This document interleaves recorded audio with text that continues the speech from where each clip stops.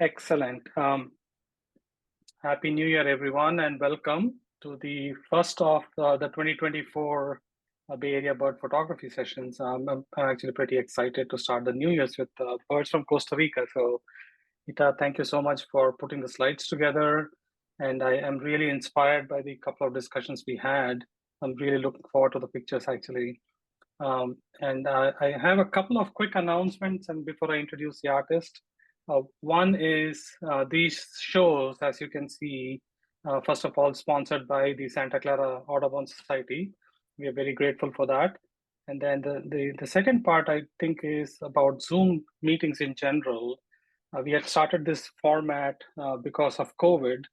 And then I think the format kind of stuck because we lost the ability to do it in person. I kind of missed that, actually. And then Zoom, of course, is very convenient, right? You can get to do things at home. And no driving at night. And then because of Zoom, we also said we are going to record the shows and put it on our YouTube channel, and people actually do go back and look at these, quite often. I see usually about 100, 150 hits on each of these episodes, which is great. The downside, of course, is in person, we don't get to see each other. We don't get to chat. The camaraderie that you have seen before for photographers and people is kind of lost, but we're doing the best we can. Most presenters allow us to record, and they're okay with it. And thank you, Hita, also for agreeing. The challenge I have is the one in February is a professional photographer. He's a very, very well-known photographer called Ray Hennessy. And his only request for giving a free presentation was that people need to attend in person, and he would not like to see this on YouTube. So if you don't mind telling your friends, I will make sure that I actually send several emails, make sure everybody knows about that, and then attend that in person. Usually we get 15, 20 people right now, but earlier we used to get between 35 and 50 people attending the Zoom calls as well. So if you don't mind, just spreading the word, that'll be very helpful. And with that, the announcements wise, I think that is what I have. We have a packed show for this season. April, I will also be doing again the bring your own photos. Last year we did photos that we shot in spring of that year. So we had the show in April. The request was people to show photographs that they shot between January and March. I got some feedback about that. People wanted it a bit longer than just 3 months. So this April, we're saying any photographs that you shoot from January of last year to March of this year, please send me about 10 photographs, and then I'll send, of course, all of these announcements in, right? So that's going to be a very popular show. And then we have speakers already signed up for up to May. I'm really very excited about that. So with that, welcome, Hita. I know this is the first time you're presenting to this group. Really encouraged to see your photography style. I'm also very excited. If you don't mind, I'll just give a very brief introduction to your art, but then I would hope that you please do a self-introduction if you don't mind. You started photography around, I would say, 2012, especially for birds. And then, of course, looking at the photographs, I would not be able to say that. And I think the quality of the work, and I'm following your Instagram page, I think they're pretty exciting. So please take it away. Thank you. And will all of these windows appear, or can I just have more space on the screen as all of So when you are presenting, it's in your control. So you can actually minimize the windows, and then the chat also you should be able to minimize. And how will I do that? So if you go up to, give me 1 second. You said last time to pin something. I can pin you as a speaker. And then if I pin you, then I'm just seeing, there you go. Okay. Can you see that now, or is it any better? I'm seeing everybody else's. Oh. Hita, this is Greg. On the upper right, in the view section, there's another collection of Yeah. things you can hit. Click on that and make it all the way to the left where it's just this speaker talking. Or there's a group of 9 dots, a square, then 2, then 1, and then a little dash dot on the left. Do you see those? When you click on that upper right view. Upper right view. Do you see something that says view? View. Or Just one sec. Just one sec. I'm gonna get help. Remove all the things.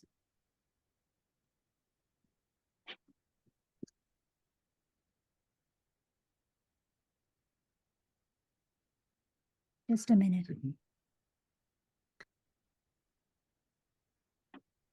The view.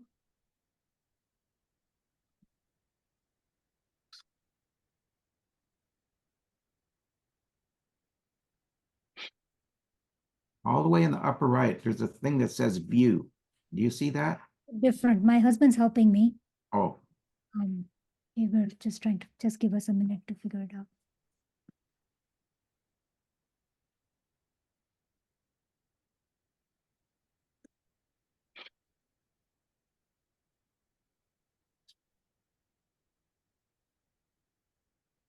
Individually, anything to them. Mine can stay. If you just Yes, so just yeah. pin mine. Following that.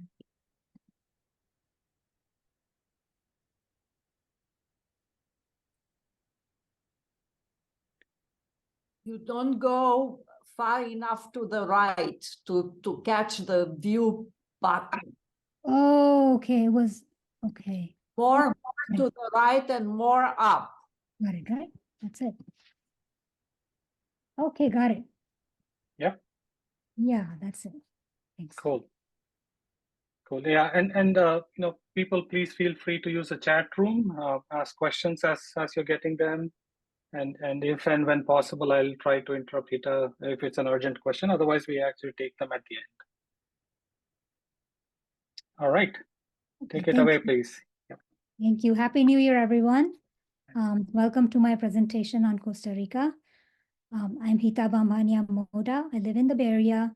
I'm an artist at heart and love nature.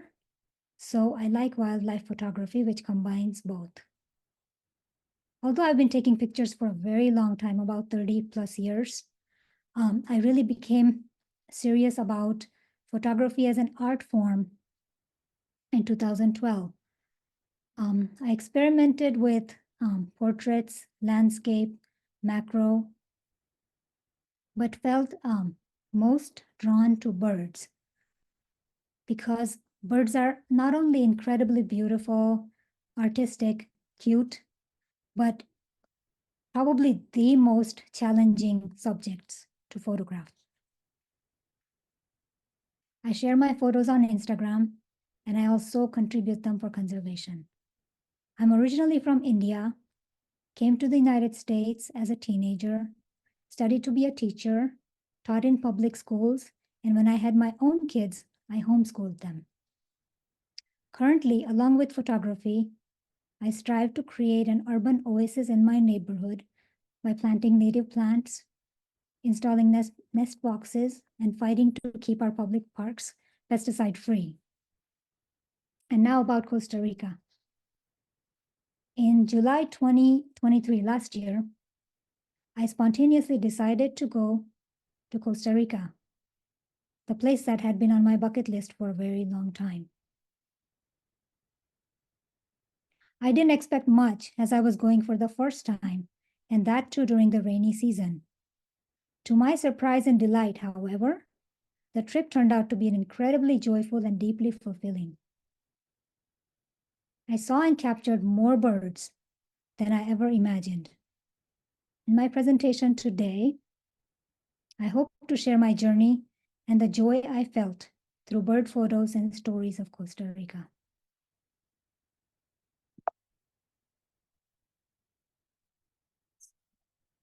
Oh, I'm not able to move.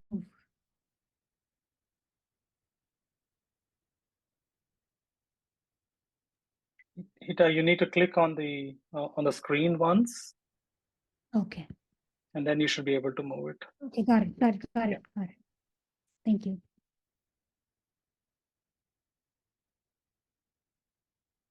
Costa Rica is special as it is in Central America, which makes it perfect corridor for migratory birds. It's located between Nicaragua and Panama. So basically, I went from SFO to Liberia, which is in Guanacaste. And then from there, we had a 3-hour drive to La Fortuna area. I stayed near this area the entire time and then made the birding trips to Arenal, Los Chiles, Cano Negro, and Mystico. Mystico here, Cano Negro, and Arenal. And here, these are the places. La Fortuna is the town, Arenal Observatory Lodge, which is in Arenal Volcano National Park, Mystico Arenal Hanging Bridges Park, which is a rainforest, and last, Cano Negro Wetland Wildlife Refuge in Los Chiles. So these are the places where I took photos of birds.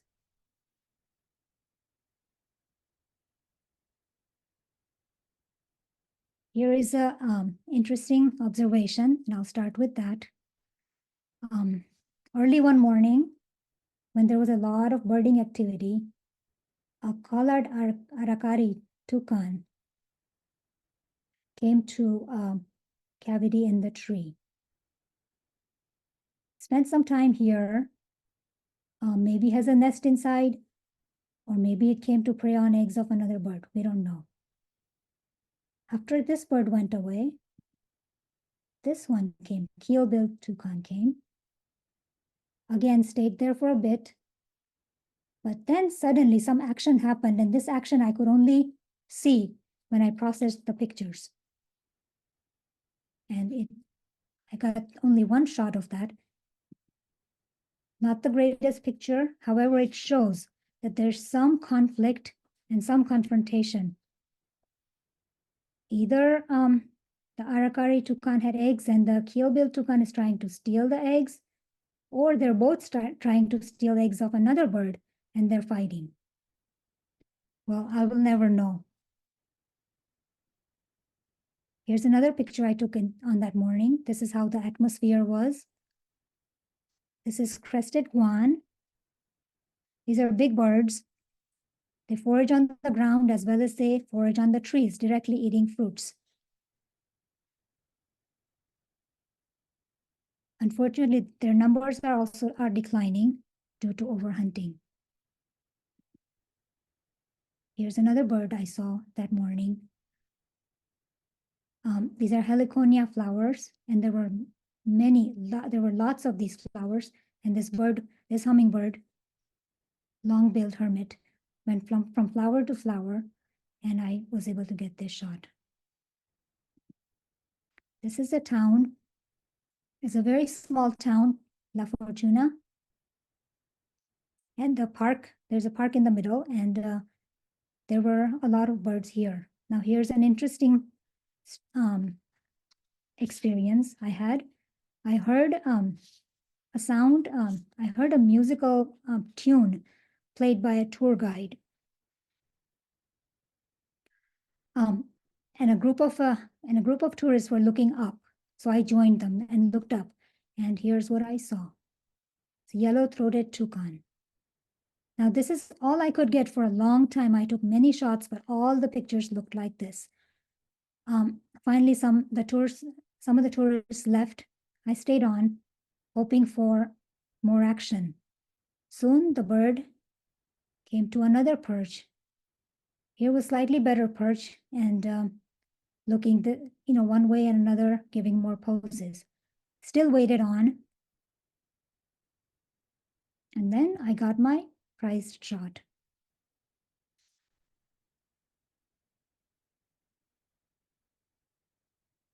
Here's another bird I saw at the park of La Fortuna. This is great kiskadee, very common, very loud. In fact, it's the loudest bird you would hear if you were hearing many birds. It's a flycatcher, and it's seen in all sorts of open habitats, especially human-altered habitats. Here's a clay-colored thrush. This is an interesting bird. This bird looks like our American robin, and it sounds like also our American robin. And this bird is a national bird of Costa Rica. Now, one may wonder why this bird? You know, there are so many beautiful, colorful birds to choose from. But the reason why they chose this bird is because every spring, farmers look forward to the call of this bird, because the call of this bird signals oncoming spring rains.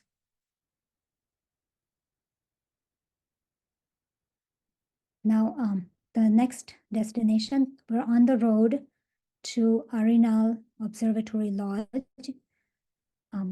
This is the roadside. This is how it looked early in the morning between 5:30 and 6, foggy, low light. I saw many birds here along the way, captured many birds. However, due to low light, I didn't get very good pictures, but I do have a couple of good pictures to show. This is crested caracara. This bird seems like a cross between a raptor and a vulture. It's found in open habitats, opportunistic hunter, eats carrion also. So when I took a picture, it looked like a silhouette, but after doing some Photoshop, I was able to bring out the colors and textures. And I had to use a tripod here because there was not enough light. Here's another bird, red lord parrot, also shot in low light in the same situation.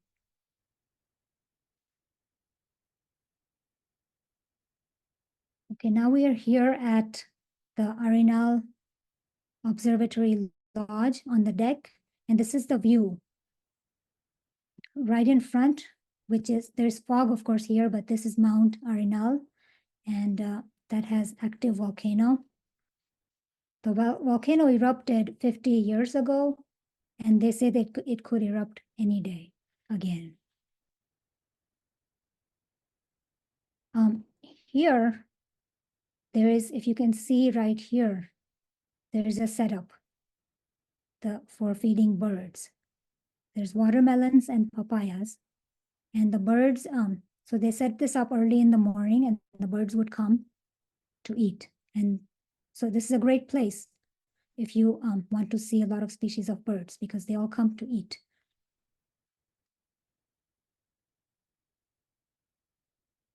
So I came here twice.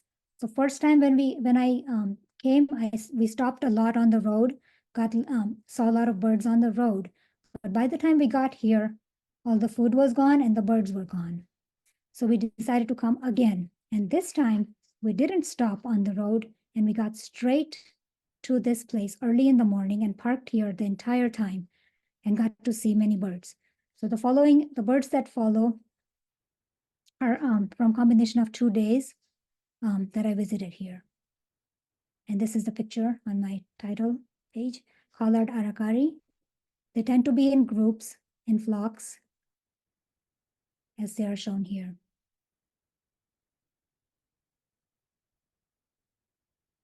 Birds here seem to have some sort of pecking order. Big birds came first. Here is the big bird, great curassow. This is a female, and this is how the setup looked with papayas and watermelons. And most birds preferred papayas over watermelon. This is a female. So only the male was below. The female was the only one that came up on top and dropped crumbs from top, and the male stayed down. Later, the female joined the male. And these birds were so huge, it was difficult to fit them in the frame. Usually the problem is opposite. These birds are vulnerable. Their numbers are declining due to habitat loss and overhunting. And these birds are mostly found in national parks with rainforests. And this is within the national park. And just one thing I forgot to say, this lodge is special because it is in the Arenal Volcano National Park. And before, it used to be exclusive for scientists. Now anyone can stay here. Hita? Yes. Soham is asking, how did they get the papayas up the tree? Does somebody do that every morning? I have no idea. That's what the people at the lodge did. I don't know how they did it because I didn't see them put them up. When I got there, they were already on. Got it. Okay, thanks. Yeah. After the big birds came the middle-sized birds, and this is Oropendula, Montezuma Oropendula. This is a middle-sized bird that got to come next, and they are called Oropendula because of their oro meaning gold. Their tail, you see the yellow on their tail, and their nest is like pendulum. That's why they're called Oropendula.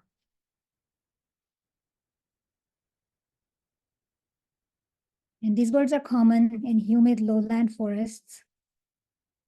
And I saw them in many different areas during my trip. Then came the little ones. This one really loved papaya. And most tanagers eat fruit, insects. They sometimes forage alone, sometimes in pairs, and sometimes in mixed flocks. This is emerald tanager. Again, found in evergreen forests and forest edges. And there's a second one, a little higher, camouflaged against watermelon. And after they had their fill of watermelon, papaya, they went to these kind of perches. And there were many such trees, some with fruits, and they landed there, giving me interesting shots. This one is red-legged honey creeper. Notice the red legs, as the name implies. Scarlet-rumped tanager. These were very common. I saw them many times and got to observe some nesting behavior as they were nesting right outside of my hotel room in a small bush. There were 2 fledglings and a pair. Female. And here are the plants with trees, berry-like fruits. Green honey creeper. This is a female.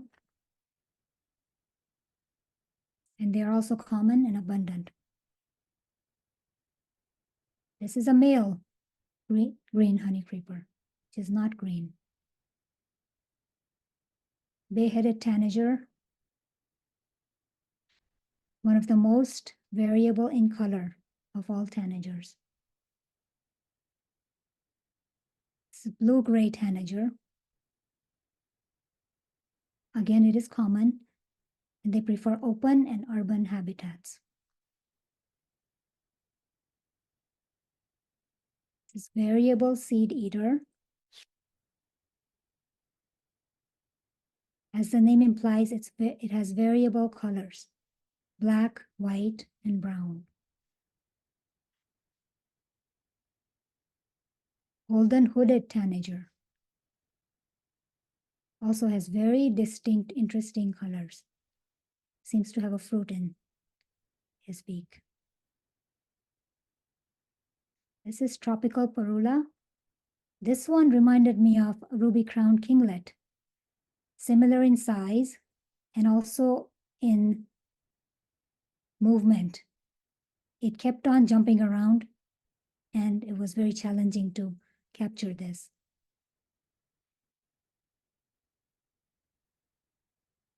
Yellow-throated euphonia, female and male. These are tiny finches found in humid forest canopy and also in clearings. Rufous-tailed hummingbird, So below the feeding station was a garden-like habitat.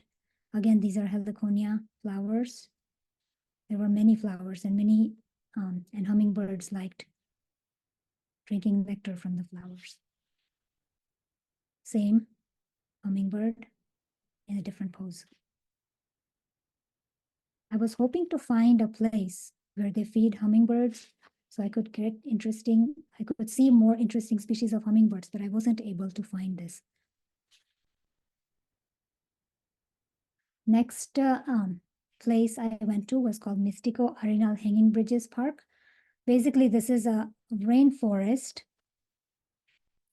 and they have built bridges at different levels on the rainforest. So this would allow one to experience different levels of rainforest, from forest floor to understory to canopy to emergent. And many different types of trees are concentrated here, all competing for sunlight. Some vines climbing onto tall trees, literally strangling them to move up on top to get sunlight. Some trees were slowly moving by planting new roots to get more sunlight. Here, just being in this environment felt better than trying to spot or photograph birds. Also, most of the wildlife was hidden, and I was only able to spot 2 birds. Here's one. And this is also a low light situation. This bird was very close to the trail, sitting peacefully because was guarding the nest that was nearby. These birds mainly eat insects, frogs, and snakes. They're not threatened, but their numbers are in serious decline. And another bird I saw, this is very interesting, gartered trogon.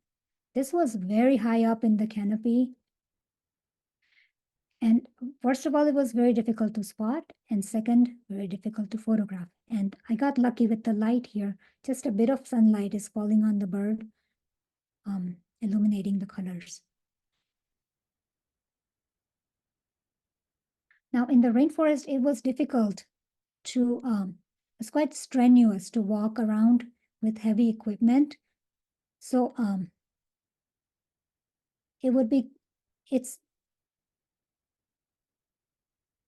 in a way, it's good that you could spot interesting birds, but also it's very tiring.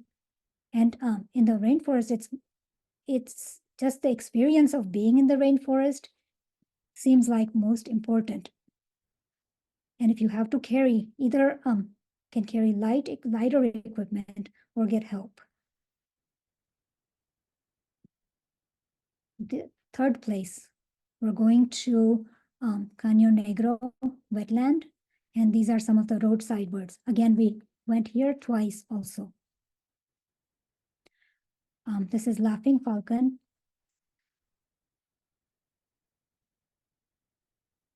It's called laughing falcon because their call resembles human laughter, as their name implies. Their diet is mostly snakes, and their habitat is forest edges where they can find snakes because snakes like to go to edge of the forest to sunbathe. White-winged dove, interesting colors around the eye. Common. Black-bellied whistling duck. The pink bill and feet distinguish them from other ducks. Black-headed trogons, unlike other trogons, these trogons prefer fairly open habitats. They're abundant because of their ability to adapt to degraded landscape. Here we are at Cano Negro Wildlife Refuge. This photo is taken from a boat, and the river, we're in the river. River is muddy with lush vegetation or mangroves all around. And this river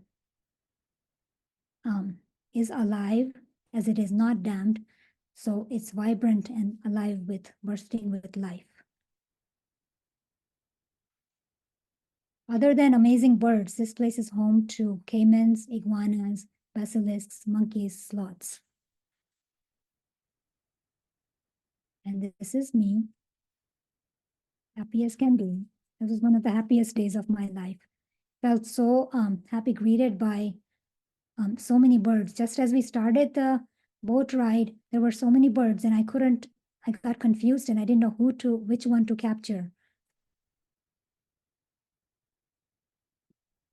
And this is one of the first birds we saw. So this bird was very graceful, very beautiful, continuously moving, gracefully moving the body, the feathers, the neck. It seemed like it's just dancing around, but in reality was drying feathers.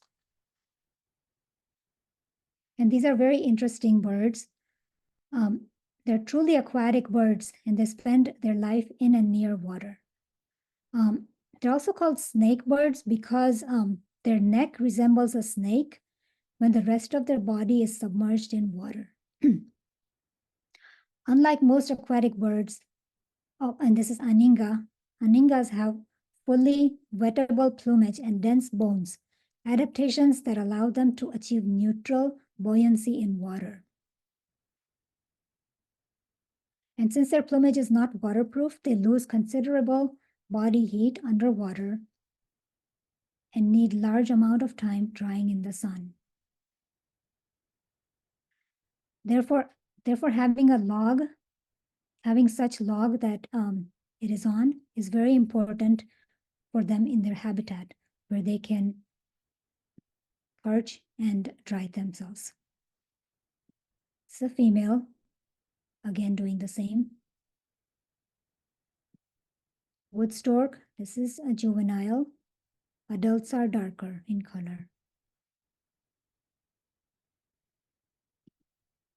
Pacific screech owls.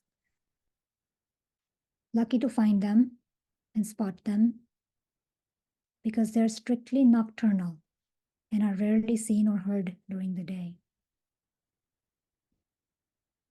Black-crowned night heron, familiar, among the familiar ones I saw.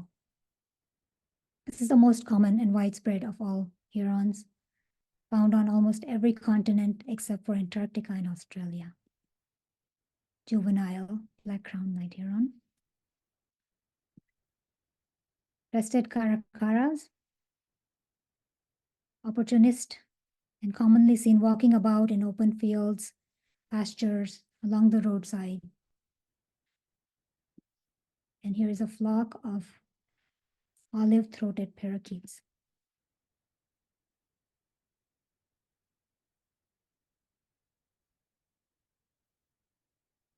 Common and abundant. Green heron, another familiar bird.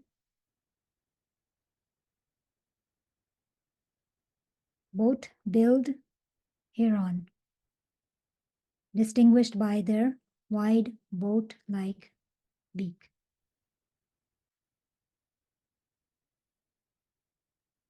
Again, we are on the river. All of these photos are taken from the boat.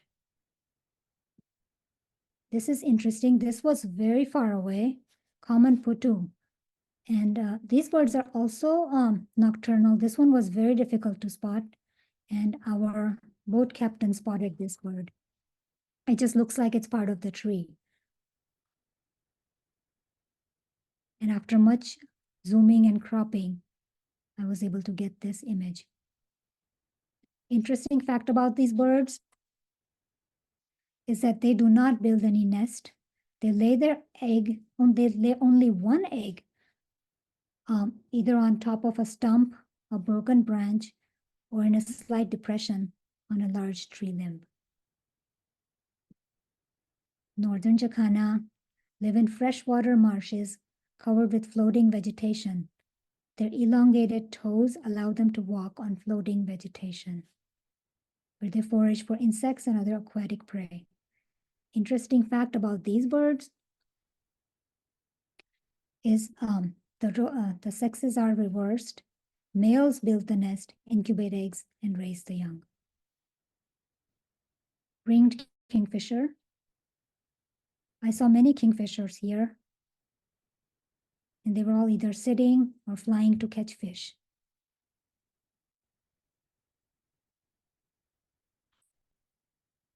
This one is a female because she has the white band between the gray and reddish area.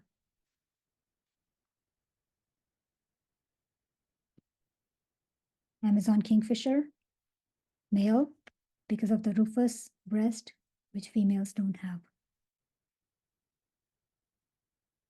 This kingfisher is a resident of lake shores and large, slow-flowing rivers, similar to green kingfishers, which is the next slide, but much larger and heavier bill. Green kingfisher, male, because of rufous belly. It's relatively small. Groove-billed Annie. These birds are common in open savannas and pastures. Interesting fact about these birds have the most intriguing breeding systems of any bird. Individuals live in social groups of up to 5 pairs that defend a group territory. All females of the breeding group lay their eggs in a single nest. All members of the group incubate and raise the joint clutch. Sun grebe. It resembles a grebe, but it is not a grebe. It's more like a rail. And they don't seem to like the sun because they are quite solitary, shy, and found in shady areas. This one is a female because of the rufous patch on the face that males don't have. And the stripes, black and white stripes, distinguish them from other aquatic birds.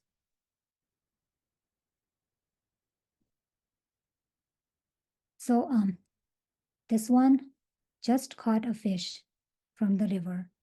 Just as my boat was approaching, I got this shot, and it was just a very quick action, and this is the only shot I got of this bare-throated tiger heron catching prey. And while this is the parent, this parent was catching the prey, this juvenile was dancing around in the back, giving me interesting poses.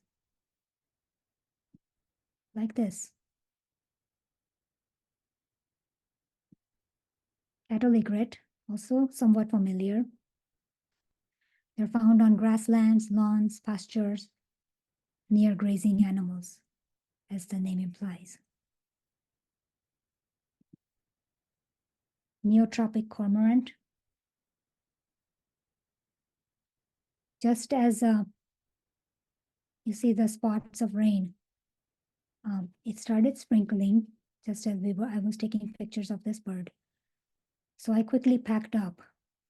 Fortunately, the rain didn't persist and stopped, and I was able to continue.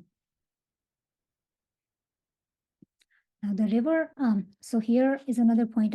We went to this place twice, took 2 different routes, and the second time we asked for twice as much time, and that allowed us to visit this beautiful lagoon.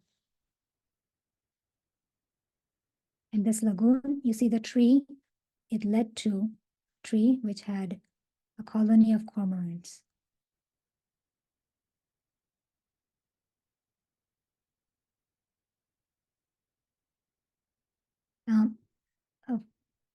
I was told by the tour guides that this lagoon would dry up in the dry season, which is February to April, and that would be an interesting time to visit because a lot of the dying fish would attract a lot of birds. And this is the last bird we saw from the boat. This is again, the nest is built on the river bank. And this is great kiskadee.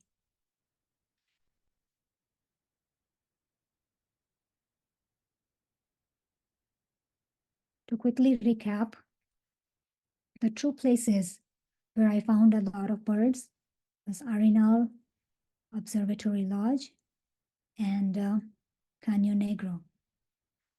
So if you are looking for seeing the most number of species is the goal, then those places are excellent. But if being in a rainforest is the goal, then Mystico Rainforest is a great place.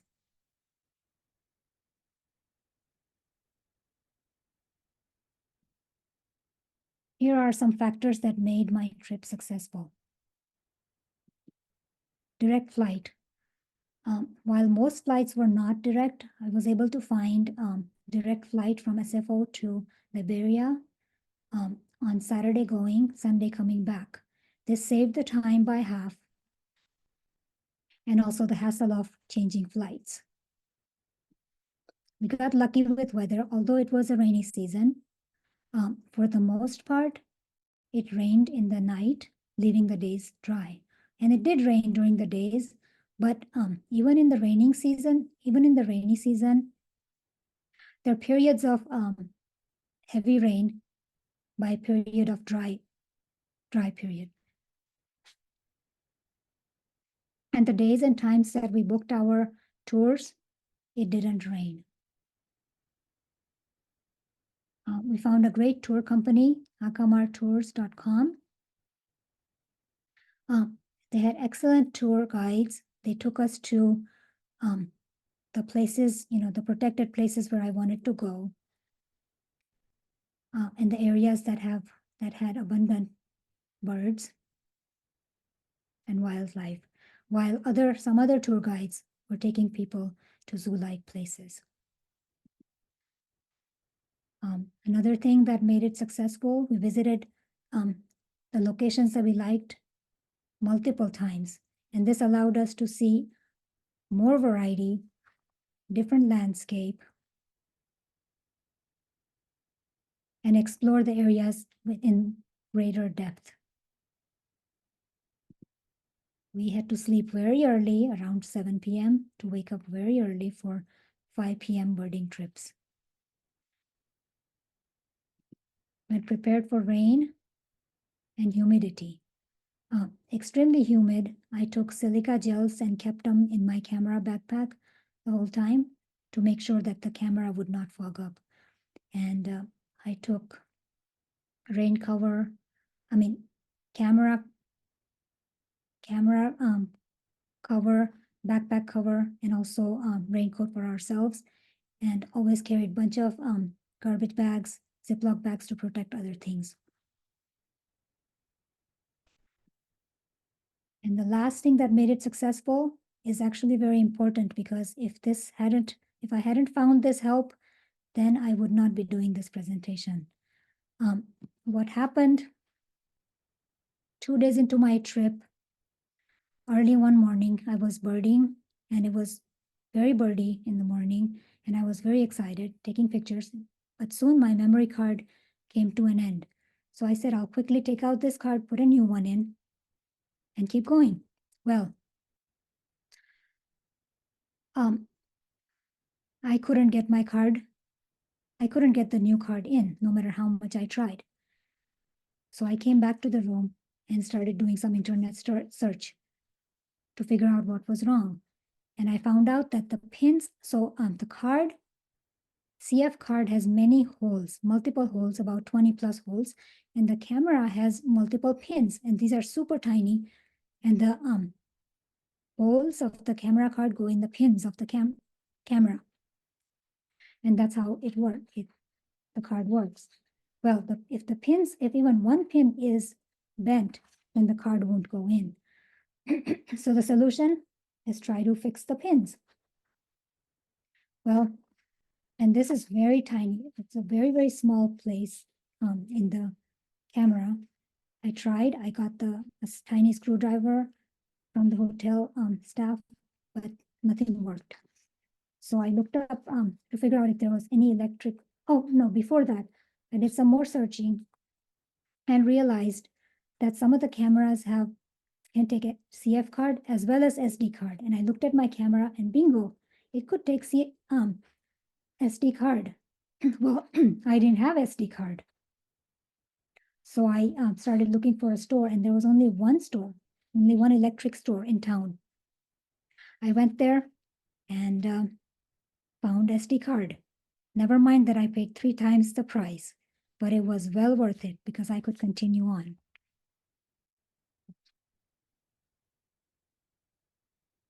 This is my simple camera gear. I have Nikon D810 with 200 to 500 mm lens and Manfrotto tripod, which is very lightweight. I sometimes shoot handheld, but situations here forced me to use tripod. Final thoughts. Costa Rica is an interesting place because it has protected nature that is accessible. It's alive, bursting with wildlife, but at the same time, it's accessible to people. It has decent infrastructure to go around. It's tourist friendly, reasonable food, unlike other places such as Amazon, which are difficult to access. If you haven't been here, I highly recommend it.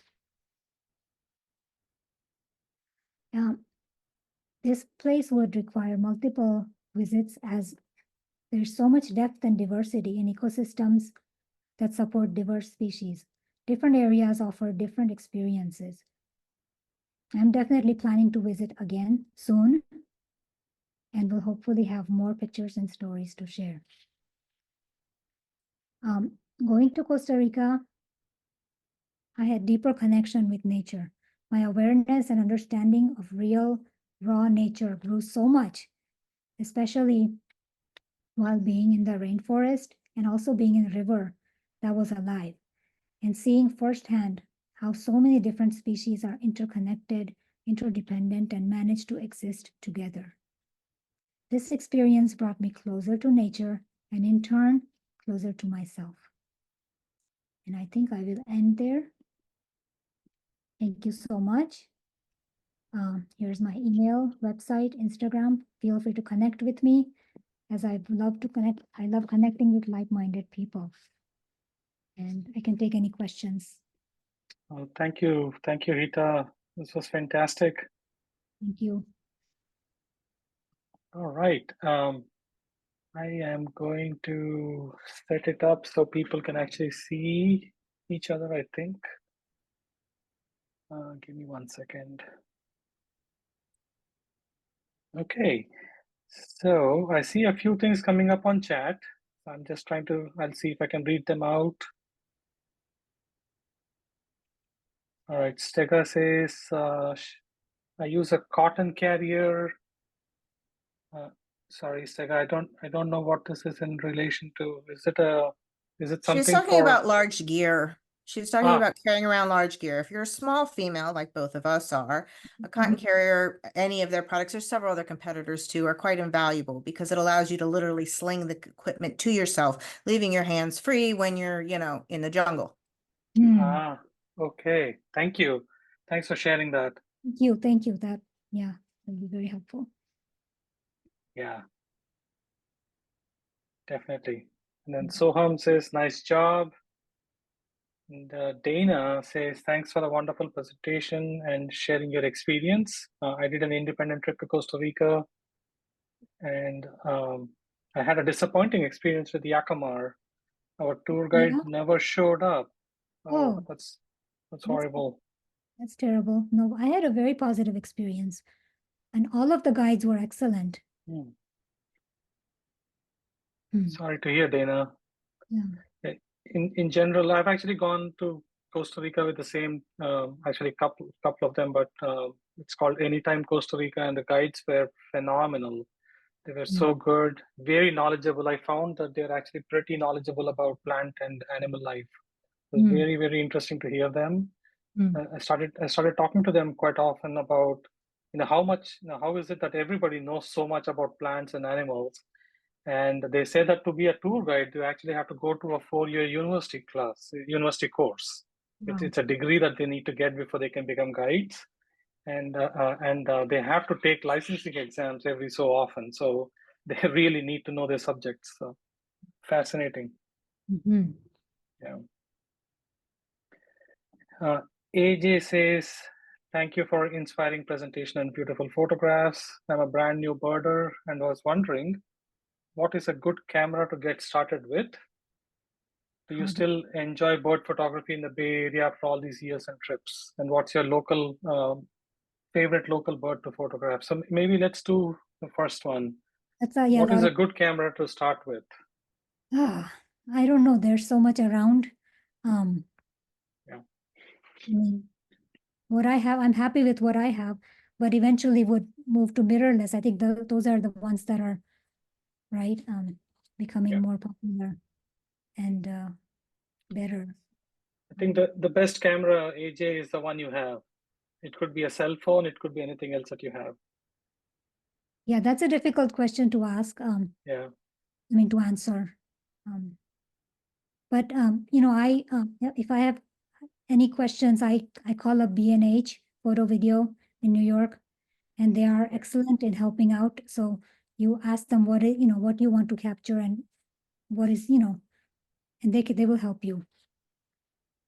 Yeah. And that's what I do. And AJ, the couple of things, and maybe I can just add a little bit from my experience here too.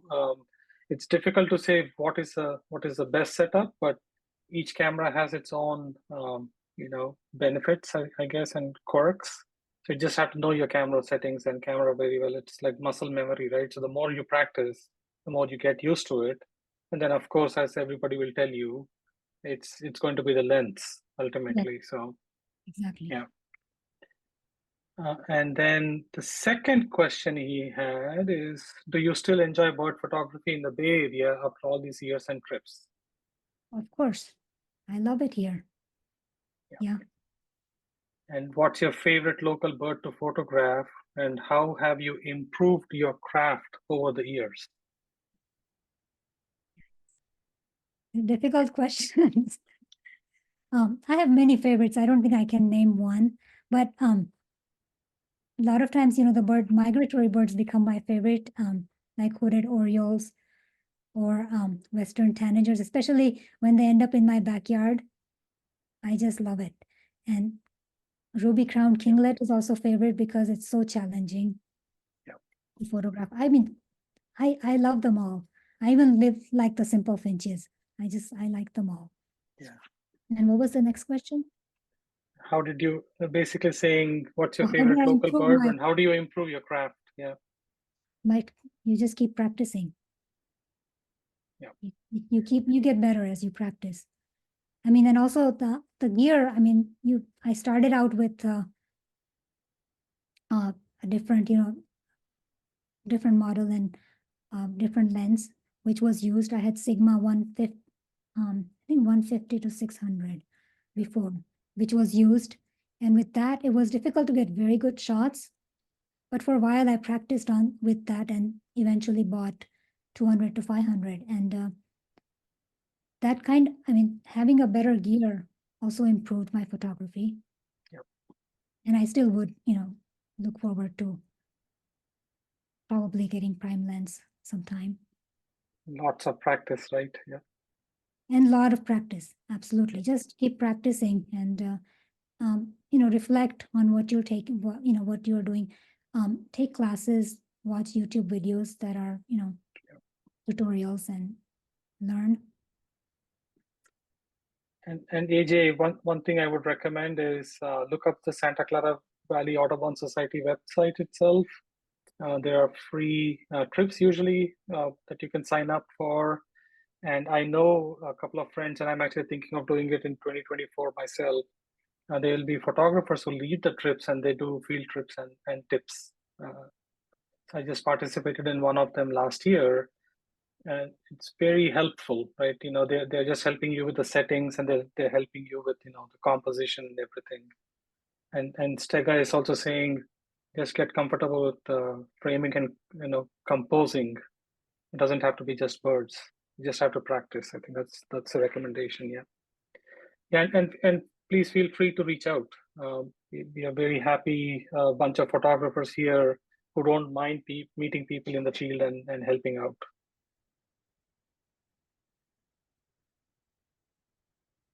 Okay. Greg says, thank you for good slides to show your trip. I learned a lot. Thanks, Greg. Thanks for joining. Thank you, Greg. Thank you. All right. Hita. Yeah, go ahead, please. I was just gonna say thank you, Hita. The slides are great. I cannot believe the different types of birds that you saw. It was quite interesting. Thank you. Yeah, it's a rich place in terms of nature. Yeah. Yeah, definitely. And Greg is our neighborhood association's president. And I'm happy to have him attend. Welcome. Yeah, welcome. Yes. Yeah. You know, please spread the word. This is a free, free monthly event. We typically ask members to become, people to become members of the Audubon Society, but other than that, there is no fees associated with this. It's education. And I think, Hita, you mentioned earlier as well in terms of conservation, right? Mhm. One of the things that I would love to do more is have people talk about conservation and help the local communities around. We had a great presentation in December, actually, with a very young photographer who's dedicated. So this is a great place to be. Mhm. Excellent. I'm not seeing any more. Oh yeah, there you go, Stega. Yeah, thanks. Thanks for pointing it out. She says, finally good to see a female presenter. It's only been two, and this has been this is definitely a goal I've had. I've said that many times in the past. I would love to give this platform, especially to underrepresented, right? Female photographers are quite rare, so we're very happy to see that. And young photographers, high school or younger, fresh graduates, things like that. I would love to have more. So if you have suggestions, please send names. I'm happy to reach out and have them present. A question did pop up. GK says, if you can, pick a brand that has a telephoto lens you want and research which models for that brand have good autofocusing for birding. Yeah, thanks. Yeah, thanks, GK. Yeah. All right, I'm not seeing any questions, but Hita, really appreciate you taking time to put this together. I think it's definitely one of my favorite countries to visit. My wife and I really enjoy Costa Rica, and this is something, even accidental birding is fantastic there. Mm-hmm. And they're everywhere. Birds Yeah, are, exactly. you have to do trips and you'll still find them. I would recommend next time, please go to Monteverde as well. The rainforest of Monteverde for hummingbirds is just beautiful. Yeah. I wasn't able to make it there this time. Yep. Many more trips to come. So yeah, hopefully. Yeah. And I want to go to Cano Negro in the dry season. Yeah, that's true. Yeah. Excellent. Well, thank you all. Thanks for attending. And Hita, I'll convert this into a a movie. It'll go on YouTube, and then I'll also send you a copy. Sure. Thank you so much. Yes, thank you. Ready to present. Absolutely. And thanks everyone for attending. My pleasure to actually have you here. And then, please, if you have friends who are bird photographers, and what I do is I set up a brief one-on-one with them, kind of give the lay of the land and see how the photographs are and things like that. And we can see if they can present next year. So, yeah, cool. Thank you. Good night. Thanks, everyone. Thank you all very much. Thank you. Thank you, Greg. Bye-bye.